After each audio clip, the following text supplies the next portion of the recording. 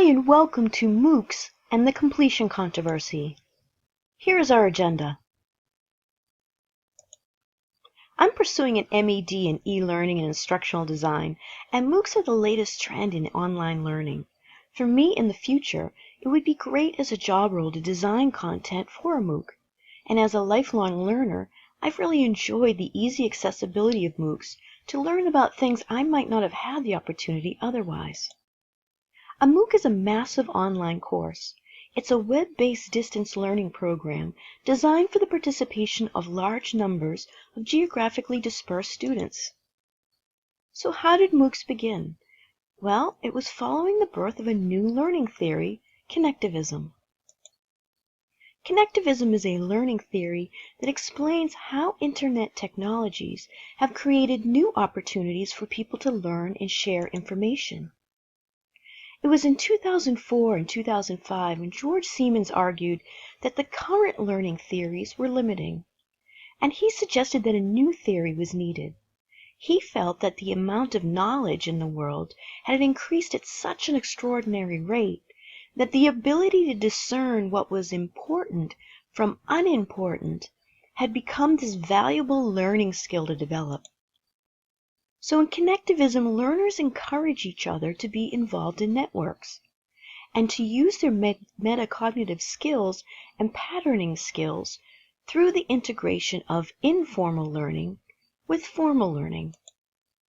So knowing where to find information quickly, efficiently, and authentically becomes more important than the pursuit of trying to know all the information. Here are the principles of connectivism. In 2008, George Siemens and online media designer Stephen Downes held a class on connectivism which consisted of 25 tuition-paying students. And in the spirit of connectivism, they also opened it free to the public, which rather unexpectedly grew to over 2,200 online students. Thus it became the first massive online class. So in terms of instructional design, MOOCs have been classified by Stephen Downes into two distinct types. First are the C-MOOCs, which are the true connectivist MOOCs. The key concept behind these is networking. Learners may go anywhere to locate sources of information.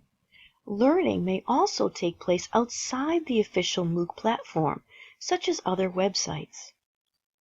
However, the majority of MOOCs are extended MOOCs, or XMOOCs. They were designed to run on a single MOOC platform, which can handle many concurrent users, and their pedagogy most applies to behaviorism. To give you an idea who are the MOOC providers, here's a pie chart. This is from the website ClassCentral.com, which is a free online course MOOC aggregator from top universities like Stanford, MIT, and Harvard. Class Central doesn't offer courses, it only supports the service of aggregating them. Here we see Coursera and edX are the leaders that dominate this landscape. In the last 3 years, over 25 million people from around the world have enrolled in massive online courses. So what's the controversy? Well, from a high-level perspective, proponents talk about how MOOCs may be the solution to rising costs for tuition. Opposition, however, questions what MOOCs mean to traditional institutions. Does it cheapen education? Is the quality the same? Additional opposition centers around the inability of MOOCs to provide instructor feedback and assessment given how large the class sizes are. However, there is a larger controversy than these, and that is the completion controversy. A key criticism of MOOC participation has been the low completion rate among learners. And in cross-checking numerous sources, while there are a lot of different opinions about MOOCs, one thing appears to be certain, and that is the suggested overall completion rate of MOOCs does seem to hover around 10%. And in 2014, on an average across any of the MOOCs, about 43,000 learners would enroll, but only 6% would complete. To give you an idea of what that looks like in numbers, we can see that 841,687 would register, and 469,702 only got about halfway, and 292,852 after registering never even went on with the course. Researchers from University of Warwick did a meta-analysis of 3 other case studies. And in terms of reasons for dropout, it was their opinion that these were the reasons for low completion rates. However, their position really was to contrast the claims that MOOCs can solve numerous educational problems by providing free access to cutting-edge courses. Their concern in this study was looking at MOOCs as a replacement for traditional education. However, some researchers are now asking the question, just who are these students that are being tallied? Is a student someone who enrolls in a course, visits the course website, watches a course video, completes an assignment, participates in a discussion forum, or any combination of these? Harvard researcher Justin Reich discovered using a pre-course survey and the 2012-14 Harvard X study that many learners never intended to get a certificate or to complete it. Some just wanted to audit, and some just wanted to browse.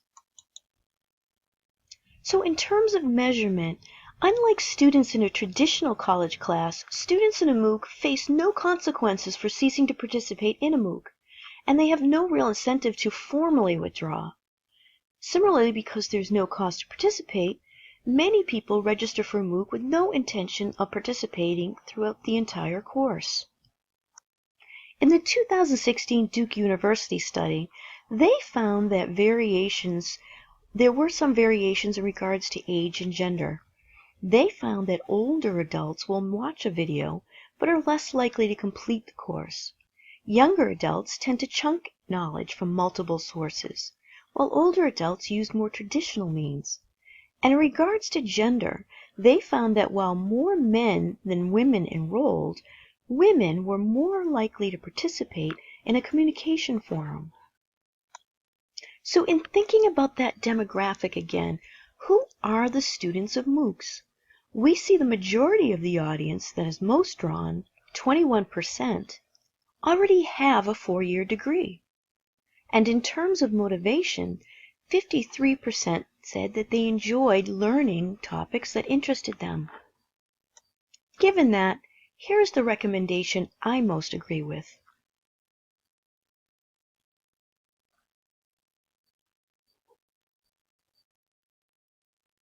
So in conclusion, I agree the validity of MOOCs in the education system should not be measured and judged in the same way as traditional education.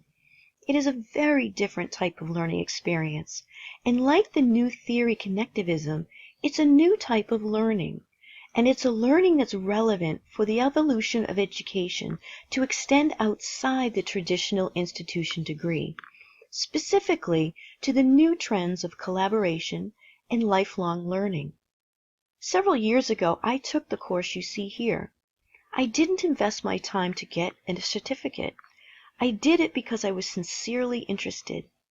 Subsequently, after taking this course, I was so inspired that it changed the trajectory of my life, and I became determined I would do everything I could to create and facilitate courses like these. And that was starting with earning an MED here at Northeastern. Thank you for your time.